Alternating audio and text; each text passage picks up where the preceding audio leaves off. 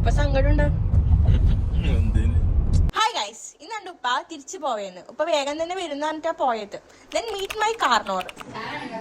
ഉപ്പയും മോനും ദേഷ്യാണ്, കൊറേ ആയി മുണ്ടിട്ട്. വെട്ടിയിട്ട വായത്തണ്ട് പോലെ കിടക്കണ കിടപ്പ് കണ്ടപ്പ അങ്ങനെ എന്നിട്ട് ഉപ്പ വീട്ടിൽ നിന്ന് ഇറങ്ങിയിട്ട് നമ്മൾ ചായ കുടിക്കാൻ വേണ്ടിട്ട് പോയി. ചായ വൈകുന്നേരം കുടിച്ചിട്ടില്ലെങ്കിൽ തലവേദന എടുക്കും. ഇവളാള് കൊള്ളാമല്ലോ. ഏതായി കുട്ടി?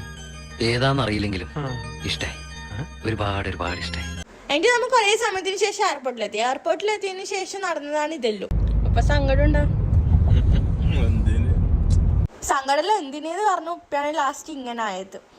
My God, sentimental and psychological move. നിങ്ങൾ ഇത് കാണുമ്പോൾ വിചാരിക്കും ഉപ്പ സ്നേഹത്തോടെ സംസാരിക്കുന്നതാണ്. ബട്ട് അല്ല, ഇപ്പാടെ നോക്ക് ഒരു പണിയും ഇല്ലാത്തതുകൊണ്ട് ഓളുടെ പ്രൊഡക്റ്റീവ് ആക്കണം എന്നാണ് ഉപ്പ പറഞ്ഞു കൊടുക്കുന്നത്. ഇതൊന്നും അവളോട് പറഞ്ഞിട്ട് കാര്യമില്ല എന്ന് ഉപ്പാക്ക് അറിയാം. ബിക്കോസ് ഉപ്പാന്റെ ഇളയ പുത്രി, അതായത് ഞാൻ പറഞ്ഞാല് ഉപ്പ പറഞ്ഞാല് ഞാൻ കേൾക്കുന്ന ഉപ്പാക്ക് നല്ല ധാരണയുണ്ട്.